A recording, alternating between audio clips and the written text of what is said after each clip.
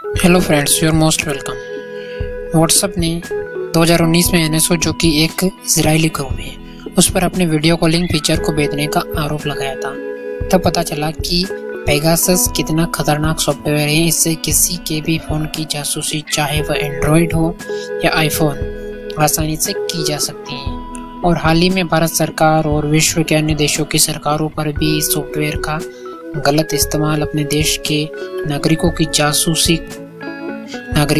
जासूसी करने का आरोप लगा है। तो इस वीडियो में हम 8 पॉइंट्स के माध्यम से जानने का प्रयास करेंगे कि आखिर में स्पाईवेयर है क्या और ये किस प्रकार से हमारे फ़ोन की जानकारियों को चुरा सकता है और इससे हम कैसे सुरक्षित रह सकते हैं। तो चलिए शुरुआत करते हैं हमारे सेशन के इस पहले पॉइंट के साथ। हमारा जो पहला पॉइंट आता है वो आता है कि स्पाईवेयर क्या है और कौन इसका इस्तेमाल करता है। स्पाईवेयर किसी की जासूसी करने के लिए बना सॉफ्टवेयर या मालवेयर होता है। इसका इस्तेमाल कंप्यूटर, फ़ोन या किसी दूसरे डिवाइस से जानकारी जमा करने के लिए किया जाता है। आमतौर पर स्पाईवेयर सरल सॉफ्टवेयर होते हैं जो गैजेट्स की सुरक्षा कमजोरियों का फ़ायदा उठाते हैं, लेकिन कुछ स्पाईवेयर कंप्यूटर कोडिंग की कमजोरियों का भी इस्तेमाल करते हैं। इन कमजोरियों को अनपैच्ड सॉफ्टवेयर कहते हैं। ऐसे स्पाईवेयर एडवांस सिक्योरिटी फीचर वाले लेटेस्ट मोबाइल फ़ोन को भी अपना शिकार बना लेते हैं। और हमारा जो अब सेकंड पॉइंट आता है वो आता है कि क्या स्पाईवेयर का इस्तेमाल केवल सरकारी एजेंसियाँ ही करती हैं। तो जी हाँ, दुनिया में सबसे उन्नत स्पाईवेयर आमतौर पर सुरक्षा या खुफिया एजेंसियाँ ही इस्तेमाल करती हैं, क्योंकि ये काफ़ी महंगे होती हैं, जिसकी वजह से सिर्फ इन्हें सरकारें ही खरीद पाती हैं। यह शक जताया जाता है कि आतंकी समूह और आपराधिक गिरोह की भी स्पाईवेयर तक पहुंच हो गई है। इजरायली कंपनी कैंडिरू के स्पाईवेयर से ब्लैक लाइव्स मैटर का समर्थन करने वाले लोगों के कंप्यूटर और फ़ोन हैक किया गया था।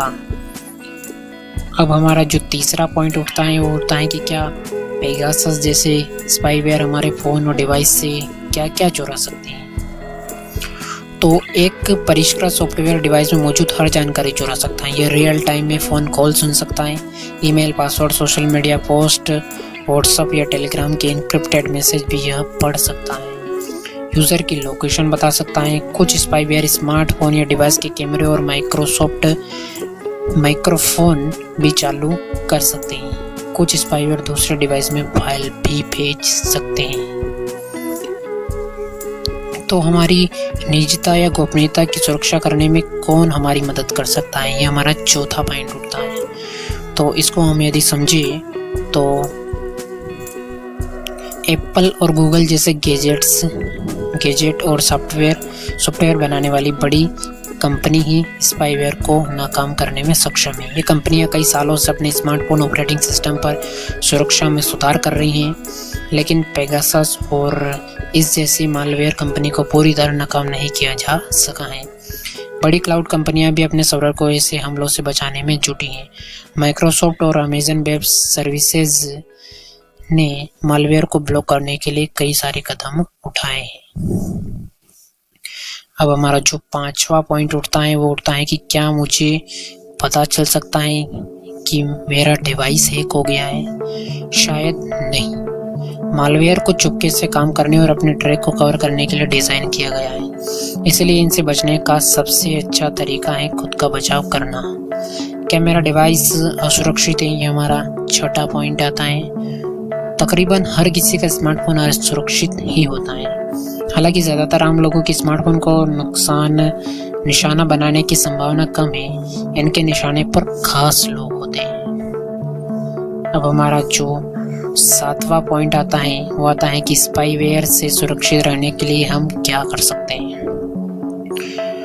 तो अपने डिवाइस, खासकर फ़ोन को हैकिंग से बचाने के लिए कुछ बेसिक नियम जो हैं, जो आपको पता भी होंगे और आप भी जान सकते हैं, वो ये है कि डिवाइस और सॉफ्टवेयर को हमेशा अपडेट रखिए। उनमें जो ऐप्स वगैरह होती हैं उन्हें भी अपडेट रखिए और साथ में डिवाइस को भी अपडेट रखें। डिवाइस, वेबसाइट और हर ऐप के लिए अनोखा पासवर्ड रखें, इसका अनुमान लगाना कठिन है। जन्मतिथि या पालतू जानवरों के नाम पर पासवर्ड कभी न रखें। जहां संभव हो 2 फैक्टर ऑथेंटिकेशन चालू कर दें। अनजान लोगों के भेजे लिंक या चैट अटैचमेंट पर लिंक क्लिक ना करें। फ़ोन या गैजेट में डिसअपीयर सेटिंग को एक्टिवेट कर दें ताकि यह निश्चित समय के बाद मैसेज या कम्युनिकेशन अपने आप गायब कर दे। अब हमारा जो 8वां और आखिरी पॉइंट आता है वो आता है कि कैसे हम लोग की रक्षा के लिए कोई कानून है। तो ज़्यादातर देशों में स्पाईवेयर का निशाना बनाए जाने के खिलाफ कोई कारगर कानून नहीं। भारत में आईटी एक्ट 2000 का सेक्शन 69 और टेलीग्राफ एक्ट 1985 का सेक्शन 5 सरकार को सर्विलांस का अधिकार तो देता है, लेकिन इसके लिए देश की संप्रभुता, अखंडता और सुरक्षा जैसे आधार होने चाहिए।